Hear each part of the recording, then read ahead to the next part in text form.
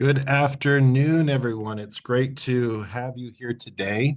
I am looking forward to a wonderful discussion today about assessment of certain adult education metrics with a comparison of four major indicators of success, of student success. So today we are going to have a wonderful discussion in collaboration via this discussion here and our presentation. So my name is Michael Johnston, and I will be hosting this session today.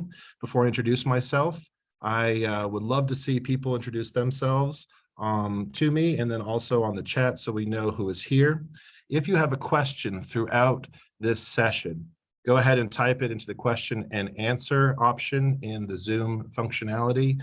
This session will be muted, so people will be only able to ask questions via this question functionality, and it is being recorded, so you will be able to watch this within 48 hours on the IPDAY website. So I'm seeing a lot of great introductions coming in, and it's great to see everyone here from so many different parts of our beautiful state of Florida. So I am really excited to see so much excitement and so many people here to talk about assessment of metrics, which is something that is unique to an ability that we have together. So ultimately, when we talk about these four different types of metrics, we usually use these to assess other things, whether they're assessment of student success, assessment of post-graduations, completion success, whether it is intermediate success. However, today we are going to assess these indicating factors. So before I go into the strategy of how we're going to do that today, I want to introduce myself and then my background to help provide relevance to what we are going to discuss here. My name is Michael Johnson, I said before, and I am at Pensacola State College in the beautiful Pensacola, Florida. We are a traditional state college that offers currently adult basic education. We offer ESOL, and then we offer the GED. We have vocational programs, clock hour programs, all the way up to baccalaureate level programs. So I like to call us a full kit caboodle, and a really great opportunity for students to change their lives and their outcomes and their trajectory. We reside in we serve a two-county area, which is Escambia County and Santa Rosa counties. We'll talk a little bit about the demographics of those counties throughout this discussion in order to make relevance towards our metric outcomes, but they are very different in both demographic population as well as socioeconomic income levels. So the nature of this idea is that I always reflect on the vision of adult education, something I really appreciate in Florida. This is not something that I come up with, but I do think about it often, because ultimately the goal is to take someone that does not have an education that exceeds the high school diploma, GED, and allow them to garner the education, the utility, the certifications, the knowledge that they need in order to land themselves opportunities, which is going to be resulting in workforce employment and an ability to sustain themselves with a good salary and income level to provide for both themselves and any family that they have. Before we think about the relevance of these metrics, I always like to point out some interesting ideas about metrics that are specific towards the state of Florida. And I look at job demand. Job demand is so important to me, and it's extremely relevant because this helps us place our students into jobs and to think about way we can educate our students to provide them opportunities that can be successful post-completion. So interestingly enough, this is a graph that reflects an almost literally up-to-date outcome of the job demand in Florida. So the blue value, the blue line there represents this current year, January 1st to April 30th, 2023, and the active jobs by posting by date.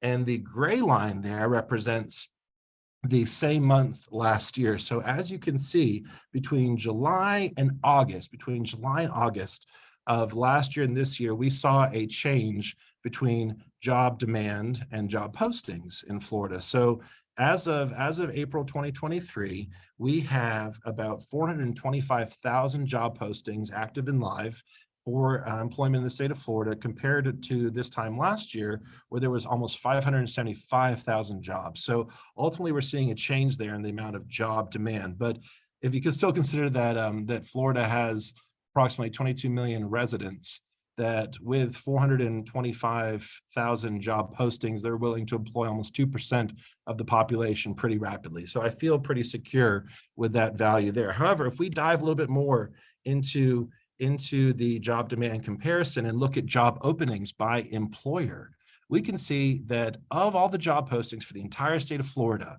that the largest employer currently posting jobs is the state of Florida. And they have about 40,000 active jobs. And you can see that the rest of the employers there disaggregate by the retail sector. So we see that we have Lowe's, Walgreens, Winn-Dixie. We have some public schools, we have some healthcare, and those are the top job openings throughout the entire state of Florida by employer. Hopefully this is giving you an idea of some of the metric outcomes that we're going to discuss today when we look at the relevance of the employers posting jobs in Florida. However, that can be disaggregated as well. When we look at this, we can also see job openings by certification. So these are credentials and certifications that these jobs are requesting of their applicants. Usually these are minimum requirements that need to be met in order to even have an interview. So as we can see, the #1 requirement certification in the state of Florida for the job posting as of this past month is a driver's license. So that's pretty inherent, I think, pretty safe that most organizations that are posting jobs want people to have valid driver's license, followed by the basic life support. We see some CPR certifications. We see some practical nursing. We see some nursing assistants, some secret clearance, so some government functionality. The CDL is there, 11,554 job postings that require a CDL. And then followed at the little bit there at the end is the first aid certification. So 10,700 positions that are currently posted are requiring first aid certs. So this hopefully gives reference that right now, if we look at these job postings that have certification requirements, that I'm seeing healthcare, I am seeing the ability to drive, and that is what's screaming to me from these job posting certifications. If we get a little bit more granular, that they have job openings disaggregated by hard skills. So right now, these job postings are requiring or requesting or putting in there as a minimum or even a preferred qualification, Microsoft experience, having Microsoft Excel, Office, Outlook, Word, PowerPoint.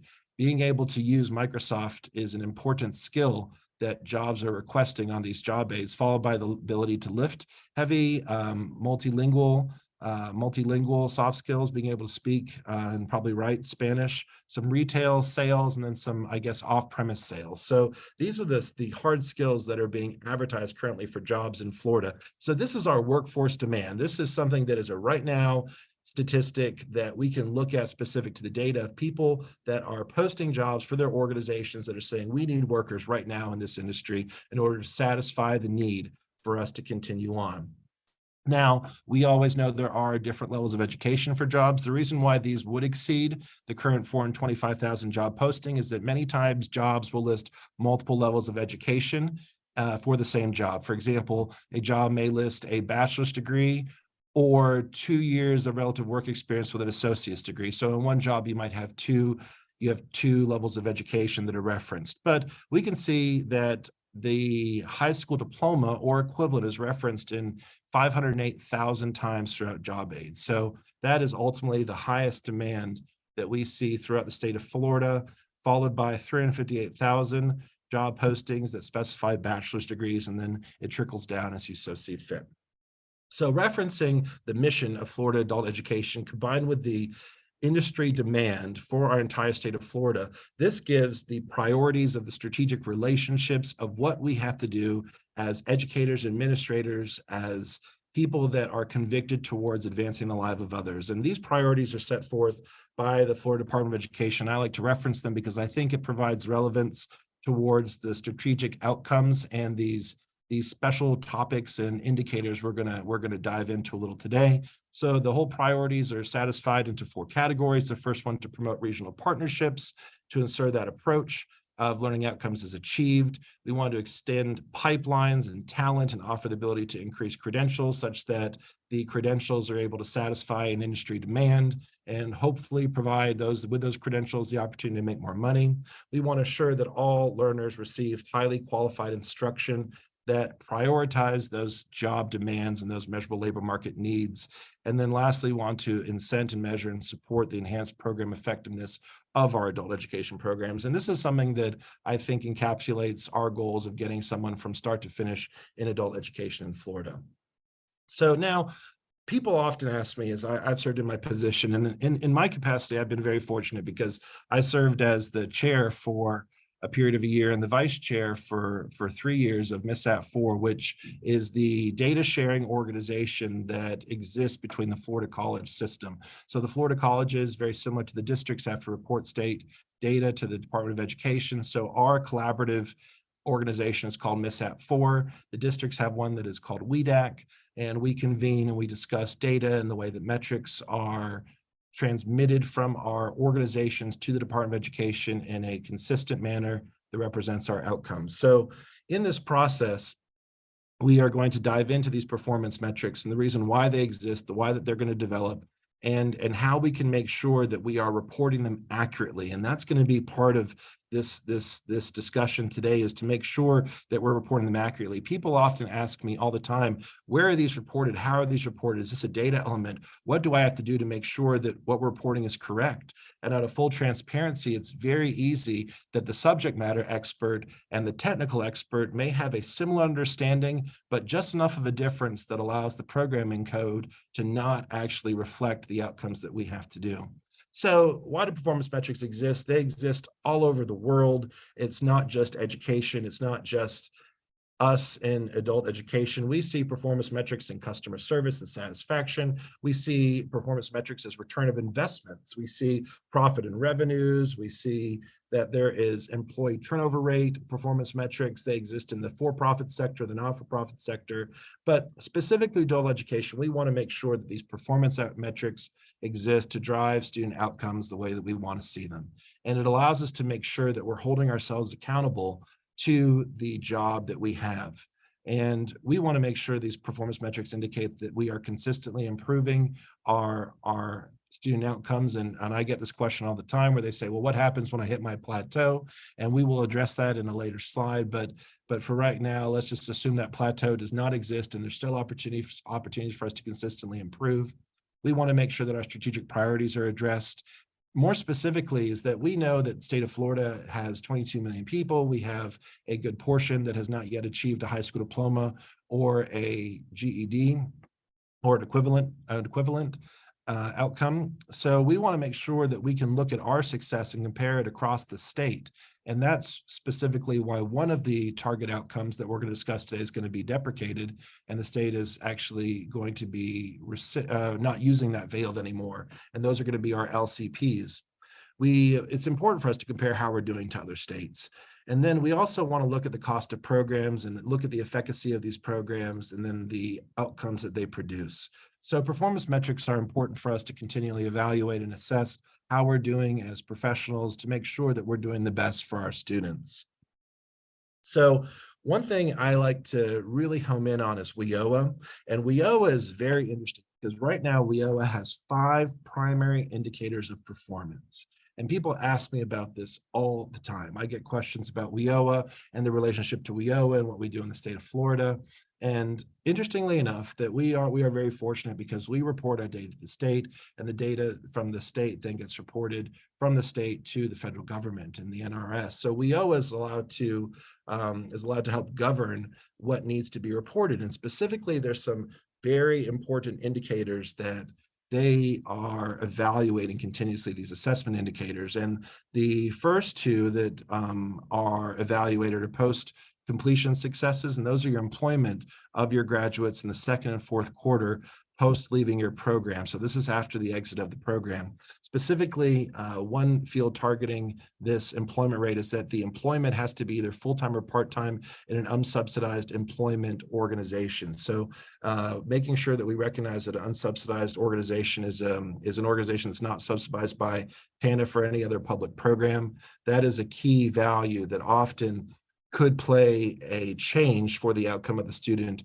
depending upon where they are employed post exit of the program. So those employment rates in the 2nd and 4th quarter are two indicators of success specific towards WIOA. Then looking at median earnings of the participants in these employments in the second quarter post-exit from the program is the third indicator. Credential attainment right now is becoming a very hot topic, and the ability for us to evaluate and look at participants who have earned an industry credential of certification in a post-secondary educational program or a secondary, or they've earned a secondary school diploma or GED, and that has to be within 1 year after exit of the program. Lastly, MSGs, also known as measurable skills gains, or probably measurable skills gains known as MSGs. This, we're going to dive a little bit more, but the earning of an MSG is another primary indicator of success of designated by WIOA. There is another area that is being piloted specific towards WIOA success measure, and that's effectiveness in serving employers, that last category there at the bottom. And these are three areas that are specific towards employment post leaving your program, and they're looking at retention within the same employer, repeat business customers, and then employer penetration rate. So these are currently being investigated and being piloted, however, not being used currently in primary indicators of performance. And many organizations often ask, well, how do I know? Or since I'm not submitting these, where can I find these? So if there is one major quick topic you can take from this, that many that are new to adult education in Florida, or even those that have been more tenured within adult education in Florida, these are several areas that I leverage continuously to evaluate data of the success of these indicators in our adult ed program. So specifically, these reports are something that you can use in order to evaluate your success, and making sure that wherever they are, whether it's your reports coordinator that has access to them, potentially a dean, that you get access to these reports, not only most recent, but probably historical values too. So that way you can look at trends in your own adult education program. So specific to enrollment by program, para report 3023 for WETUS and 2290 for the FCS. They can look at enrollment by program, and that is also NRS Table 3. NRS Table 3. NRS Table 1 is our EFLs. NRS Table 2 is your student demographics.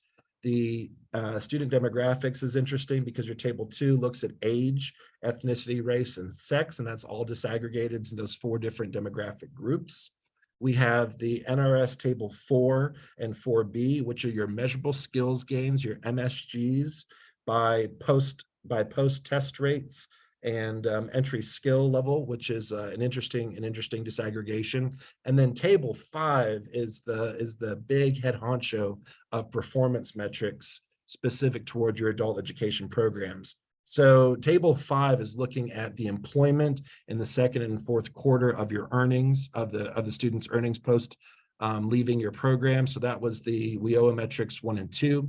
Table 5, NRS Table 5 also looks at median wages, which is the employment category, which was that third level that was listed on the prior table. It also identifies your students' educational attainment, which means that they've either earned a secondary diploma or a GED. So Table 5 is very important when it comes to evaluating your WIOA metrics, followed by, I'd say, Table 4 that looks at those MSGs, and that's that last category of WIOA performance metrics. So this is the origin of where you can find that data for your organization. So the first value that we're going to discuss today, this assessment metric, is going to be our learning completion points, LCP. So giving everyone a forewarned knowledge that this is the data element that is being deprecated. This is the field that's being deprecated. But I feel it's important to know our history and to have this being discussed, because I have seen now, as being involved in education for as long as I have, that sometimes fields that have been deprecated in the past often get brought back up later on. And sometimes people that were not involved in the past don't understand the relevance. So I always think it's important to understand where we came from, where we have evolved from, and then what we are doing now. So learning completion points are gains that are evaluated by outcomes of student testing. So they are equivalent to grade levels that can be awarded only by pre-testing and post-testing your students. So these are values that are determined by your organization specific towards your student and their gains, how much they have improved in their pre and their post tests. So they represent a gain specific towards that individual testing category. The interesting part about this is that the gain is equivalent to one educational functioning level. And that is an interesting relationship because LCPs, EFLs, MSGs, IETs, we have all these three little acronyms and often are very they are sometimes used interchangeably, but they do not mean the same thing, but they involve each other. So LCPs represent a learning gain of one education functioning level by an adult education student. So LCPs, they have been used historically. They are going to be deprecated. The LCPs are determined by those gains of that educational functioning level. Those are descriptors broken down into 6 different categories. So as you can see here, there's one beginning ABE, EFL for literacy. There's another one for beginning basic education. There are 2 low and high intermediate education, and then there's another 2 for low and high adult secondary education. So within this EFL, we have this broken down into 6 basic descriptors. So that is going to be the breakdown of this, and we can also see that they are disaggregated by your literacy, English, and then math. So giving relevance towards literacy and English, and for expedition purpose of this presentation, we will not go into the math side, but EFLs are organized into reading, writing, speaking, and listening, and language domains. The emphasis is highly placed into reading and writing, and that is designated by Octave's framework for employability skills. And I'm not going to get into Octave and their employability skills frameworks. However, if you want to go and research this on your own or even discuss it with me, I'd be more than happy to. But Octave does have some great literature and some great review on these descriptors for EFLs. So as we can see, the relationship that I see between EFLs not going away, LCPs, they are going away, and learning gains all works in this circular flow. These EFLs are used to determine gains, which then are assigned to a LCP. An LCP is then assigned to that gain. The college and the districts all report your LCP. So currently, your college and district reports the LCPs. This was not something the state of Florida determines based off of other data known as proxy data that your reports coordinator or your research office provides to the Department of Education. So LCPs are something that are currently given and said that Michael Johnston is a student in adult basic education. He is enrolled in this zip code, and he has earned these 3 LCPs as a result of his learning gains. And those learning gains are evaluated by tests. Interestingly enough, LCPs are not cross-state related. There's no way for us to use LCPs because LCPs are specific to the state of Florida. And I believe that's one of the state's motivating factors for deprecating this value, because there's no way for us to compare LCPs in Florida to LCPs in another state because they're only used in Florida, and that makes them unique. EFLs, on another hand, are used federally, and they're used ubiquitously throughout all of the states that offer adult education. So EFLs are a way that we can use the data to compare ourselves, and ultimately EFLs are something that we were already evaluating because that was the basis for how we assigned an LCP. So with this transition, I don't consider this a risk because we've already been determining EFLs and reporting them for quite some time. We just no longer have to report these LCPs. So it really begs the question, how do you evaluate your success in your programs? And I am one of those unique individuals because I'm fortunate enough to be in a position where I have a strong technical knowledge of reporting of adult education and the metrics and how to use the data to evaluate that to support our functional leads. But I know there's also a lot of unique stories and unique outcomes that individuals reference when they work with their students directly, and that's something that I don't have. And many individuals will talk about how they've been able to help a student of theirs get a job, and they talk about changing lives for their family and how they've doubled or tripled income levels and how they've moved out of a certain area of poverty. And those are wonderful success stories, and all I think have relevance to part of those those metrics that we are trying to drive through these analytic factors. So MSGs, measurable skills gains, these are extremely important. And I'm going to spend a little bit of time diving into this and referencing how we evaluate them, how they are evaluated, how they're determined on our behalf, and the origination of these measurable skills gains. And this is something that I've had to reflect upon continuously. And I have been looking at these MSGs for quite some time, and I have to reflect and think about these all the time because sometimes they can be a little elusive on how to properly articulate them and assess them for a student and their outcomes. So MSGs are used to assess interim progress of your participants, of your students, while they're in the program of study, while they're in their program. It's not, MSGs are not post completion success indicators. They are interim. So while someone is going through a program, and MSGs are not solely indicators specific towards adult education, they are used in other sectors as well. So they allow us to really home in on success while a student is going through a program, not post-program.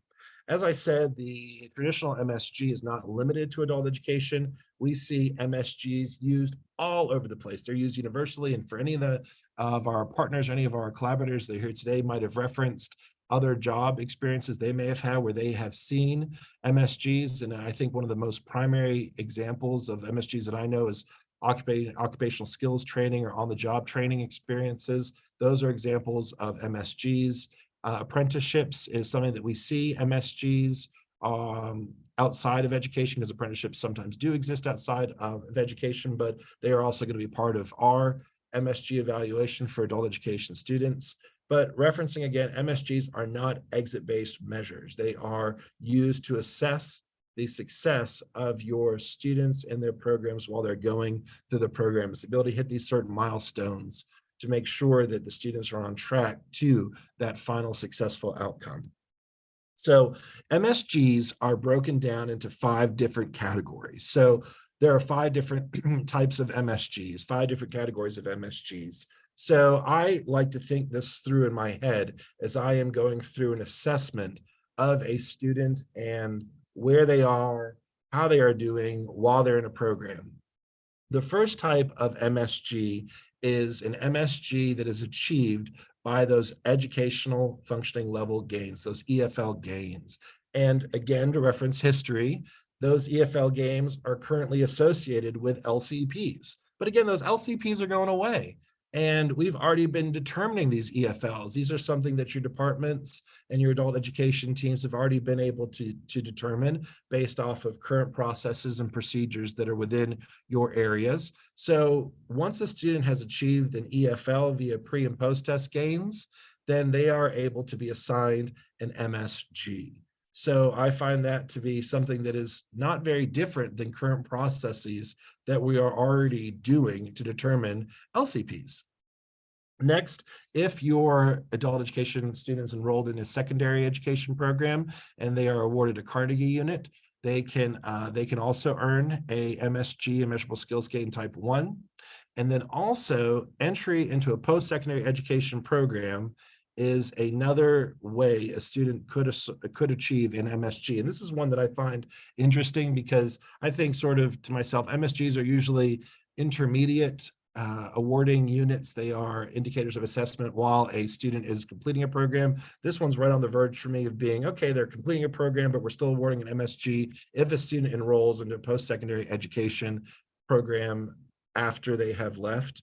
And the interesting part about this MSG, as you can see in the third asterisk that's at the bottom, that the matriculation has to occur within 1 year up until June 30th of the student leaving.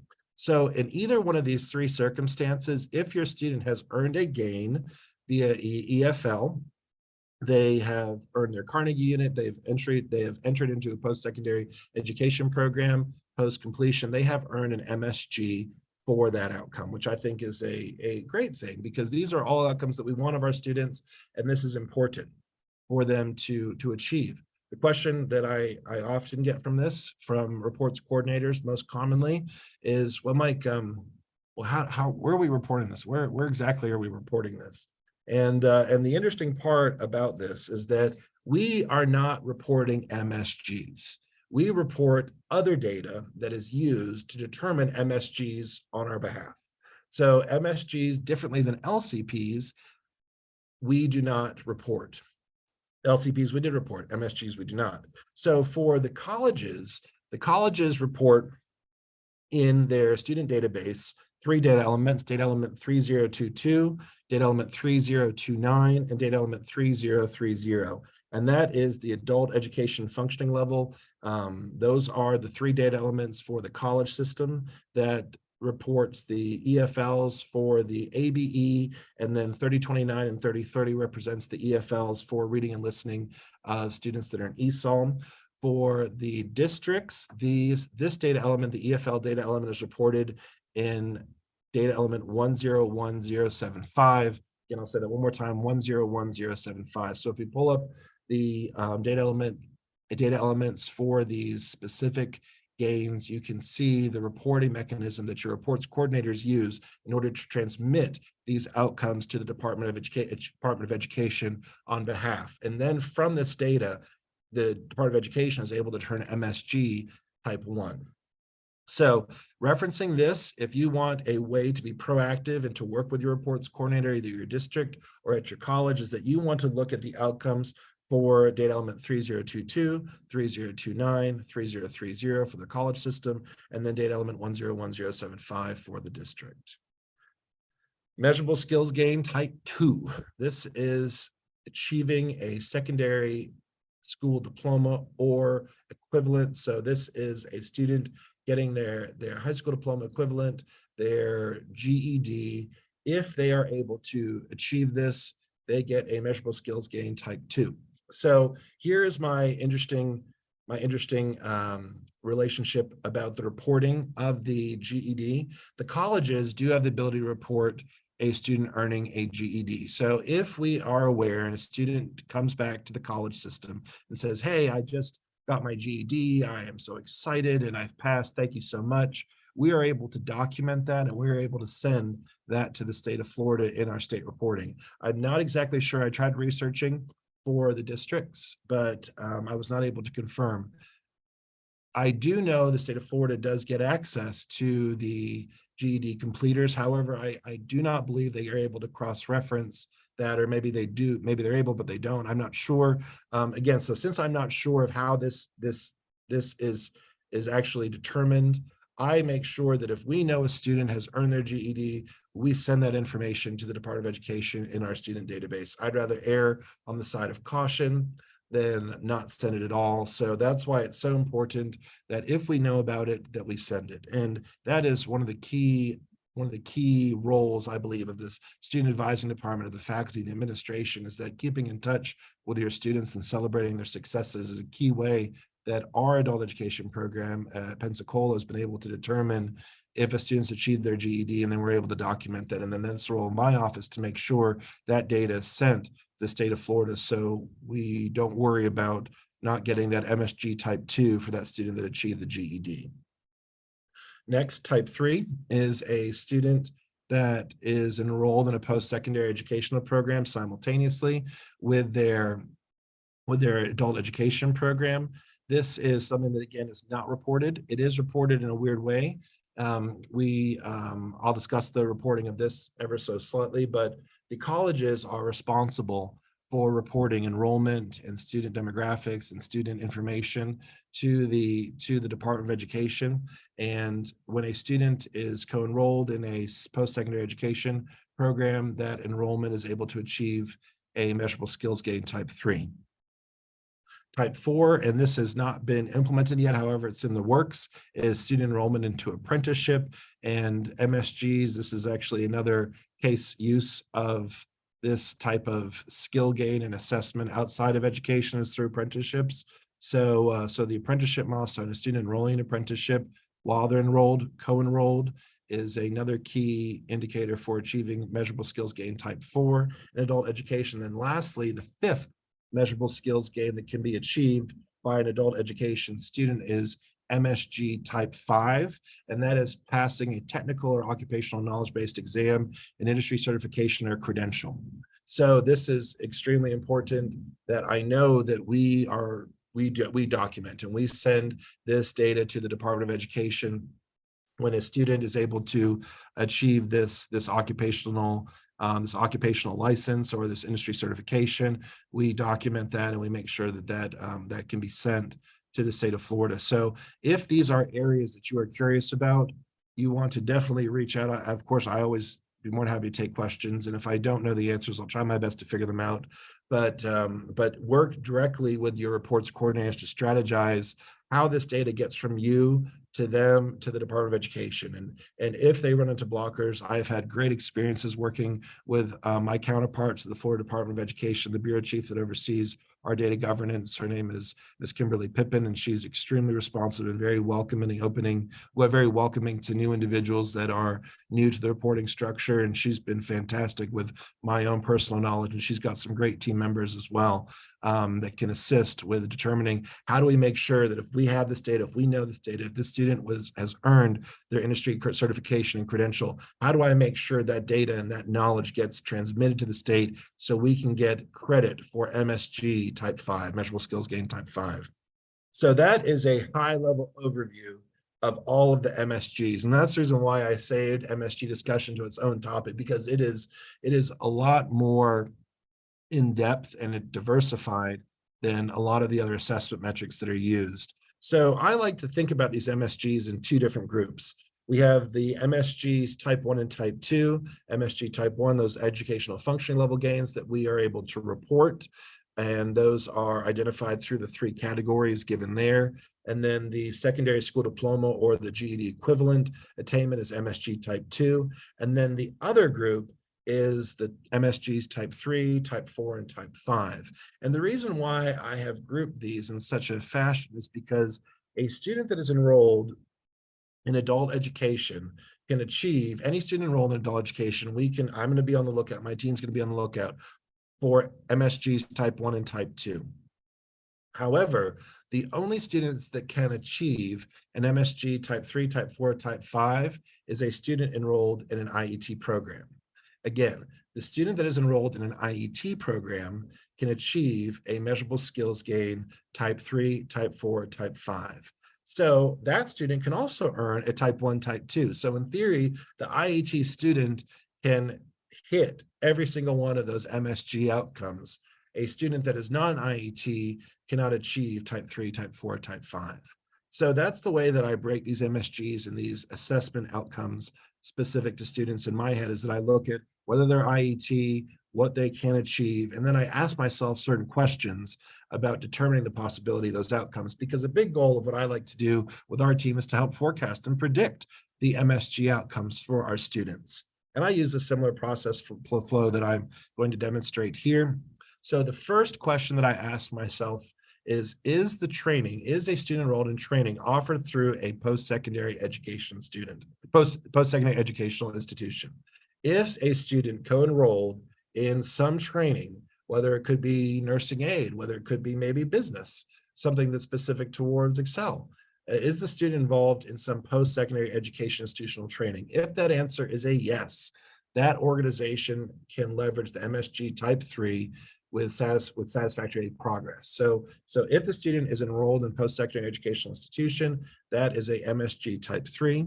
That's the first question. If not, I go on to the next page. If the student has the ability to have an assessment during their progress of their educational programming, is there some assessment? Is there some opportunity to measure their success? And do they earn some credential, some certificate indicating they have completed that success? If this is true, if they can have that credential awarded to them, then that is an example of an MSG type 5, because the student will then be able to document this skill, this outcome, and that outcome can then deliver the MSG type 5. If that's no, I go on to my next question. Are there interim milestones tied to the occupation set with an employer prior to their completion? And this is an example of what we would see in apprenticeships, which is currently not an option but however is going to be, I believe, allowed and an opportunity available this upcoming year, this upcoming 2023-2024 year. So in the circumstance where there are individual milestones, interim milestones associated with progress of a student's outcome, then that is an example of an MSG type 4. And notice these are the questions that I go through in my head, because type 3, type 4, and type 5 are available for students that are enrolled in an IET. This is not a webinar or discussion specific towards IETs, but I do want to reference, excuse me, what an IET is. And here is a definition. It allows, the way that I look at, the way that I interpret this is that it allows a student that is enrolled in adult education to be simultaneously co-enrolled in a program of study that allows them to earn more knowledge to satisfy the industry demand of the workforce in the local area market. So WIOA has made sure that Title II adult education providers that use Section 231 funds must offer and report IETs. So IETs are something that are reported by your reports coordinator at your district or at your college. So be very conscientious that this is something that has to be tied to the student's record in the reporting of your student databases or your surveys, the district surveys or the student databases for the colleges for your individual student to achieve. So make sure that you, again, are collaborating with your reports coordinator at your organization, such that if you know that you have a certain amount of students that are enrolled in an IET program, ask them to see that data elements outcomes for those students. I get that question from our adult education team, and they want to just confirm that these students are associated with these IETs. And on the college side, that is something that is reported in our record type 6. I'm not as familiar with the district side, but if you have questions about that, please shoot me an email and I will do my best to research and find that out. On the college side, that's data element 3022. But again, this is something that is reportable, and since it's reportable, it's verifiable. And that's something that I encourage the subject matter experts to work with their technical experts to confirm that this is in fact being reported for your students that are co-enrolled in an IET program. Looking at the IET model, I really like it. It's something that reminds me of opportunities that exist rapidly, because I see that so many students, when I walk over and I talk to these students in adult education, they need a right now solution. I think that all of them want a 2-year solution or a 4-year solution or long-term goals that are set for them, but so many of them need right now solutions. They need a job that pays more money. They need a job that gives them health insurance and benefits for their families. And that's, I think, the way that I interpret the nature of the IET model. And it's important that the model is based on students first, that we see in the hierarchy there, is that they receive their traditional instruction for their high school diploma equivalent, and then it allows them to co-enroll into programs that supply opportunities into the workforce. And this is where the students receive that additional training for workforce prep, occupational skills prep, and then even those employment skills, the interview skills, those soft skills that many times people don't know and they have not had the opportunity to learn. But this is something that provides them that latitude and that ability. The key part about this, which is very different from some interpretation of the models, the students have to be co-enrolled. So they're concurrently enrolled. They are enrolled in both adult education and their career technical program, their workforce program simultaneously. So I've had some subject matter experts from the community reach out to me and say, well, how do I report an IET for a student that is completed? And unfortunately, if the student's not enrolled in the adult education program, then you cannot report them as being an IET. So just be cognizant about that. The concurrent enrollment is something that is required for that to exist. And then lastly, once the student is in this IET program, that is when they are able to earn those MSGs type 3, type 4, and type 5. All students in adult education are able to earn the MSGs type 1, 2, 3, and 4, and 5, 1, 2, 3, 4, and 5. However, the students, sorry, I said that backwards. All students that are in adult education can earn type 1 and type 2.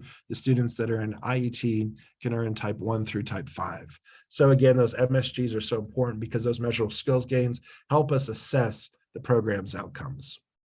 So now I'm just going to take 10, 15 seconds to allow you to read this question, think about it in your head, reflect about it, use the PowerPoint slides that are in front of you to answer. So the first fun question about determining success is which measurable skills gains are eligible for students in solely adult education programs. So the student is solely enrolled in adult ed program, whether it's ABE, GED, ESOL, which MSGs are available for them. And hopefully we all recognize that as MSGs type 1 and type 2. Type 1 and type 2. Next question. Which measurable skills gains are eligible for students solely adult education programs in conjunction with an IET? So they are enrolled in adult education and they are enrolled in an IET. Hopefully we all recognize that this student would be eligible for MSGs type 1, type 2, type 3, type 4, and type 5. So this is the powerhouse, the kit caboodle. And again, these MSGs can be evaluated specifically in your NRS table 4. So if you want to reflect on the outcome of these MSGs, you want to pull your NRS table 4. An adult education student would like to enroll in more than one IET program at the same time. Are they allowed to do this? This is not as technical as it is functional, but the reason why I reference this is because I know there is no restriction to the amount of IET programs an adult education student can enroll.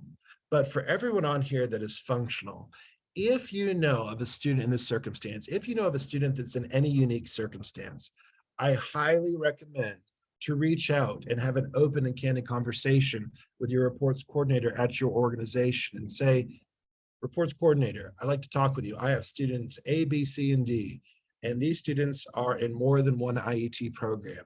Can we work through this data together to see how this outcome manifests in our state reporting such that we can get credit for these students that are in multiple IETs?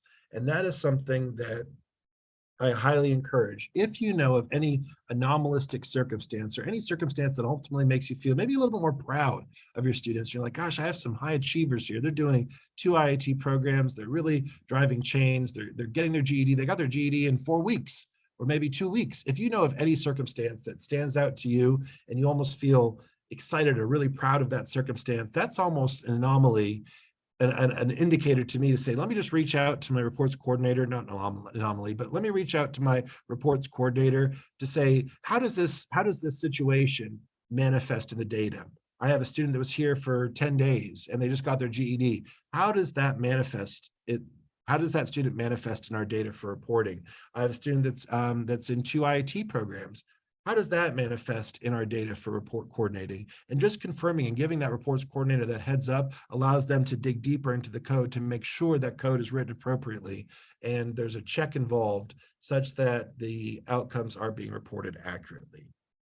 So this is something that I find near and dear to me because I do recognize the importance of these metrics, and these metrics help guide success. They help us guide how we're doing, and they allow us to hold ourselves accountable to what we are supposed to do, to our purpose and our mission.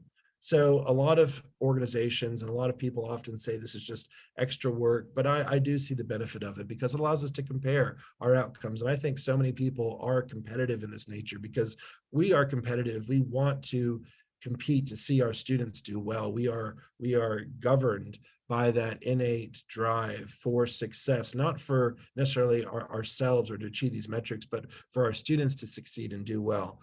So I always appreciate that if we are so driven for helping someone else, let's just make sure that we get credit and these outcomes are reported accordingly and work collaboratively with the technical experts to make sure that your data does manifest itself accordingly. And I highly encourage too the technical experts to come through and be proactive with the subject matter experts and say, here are some analytics that I've completed, be proactive, reach out to your colleagues. You'd be more happy to reach out to counterparts that you're familiar with at other organizations and say, what type of data do you use to help validate your outcomes? And that way everyone can grow and do better together. I am now going to provide the opportunity for Ms. June, we're all to give closing statements and then also provide feedback and answer any questions that you have from this presentation. So thank you all very much. Oh, Mike, thank you so much. I always learn something new from your powerful and inspirational wisdom and expertise. So thank you so much for providing this webinar for us today. On your screen, you see a feedback slide. If you can take a minute to check these boxes on this survey, we always like to hear back from you and get your point of view of how you enjoyed this webinar or what we can do to improve it. While you do that, I want to remind you that next Wednesday's webinar is titled Envisioning Your IET Program, Discoveries, Adjustments, and Changes. I will also remind you of Monday. If you look at the IPDAY event calendar, you will see Monday, June 5th, that there is a virtual training on understanding the who, what, and why of the 2023-24 curriculum framework. So lots of good stuff coming your way next week. So we hope to see all of you then. And again, Mike, thank you so much for your expertise and your wisdom. We really appreciate you. Thank you, ma'am. And I do see some questions and comments coming through, and I appreciate everyone's encouragement. And it's so great to see so many people. And Miss Rawl, can you confirm? I believe this presentation has been posted on the IPDAY website already. Yes, it's already posted on the IPDAY website, and they can get it from there. Yes. Excellent. So for our colleagues that are looking for the presentation, it is on the IPDAY website, and you can download it. And always feel free. My email is I'm very open and accessible. If there's any further commentary or just discussion you'd like to have or see anything that we use at my organization, I'm always very willing to share. Well, wishing all of you a great rest of your afternoon, and thank you again for supporting Florida IPDAY and for being here with all of us today. Have a wonderful evening.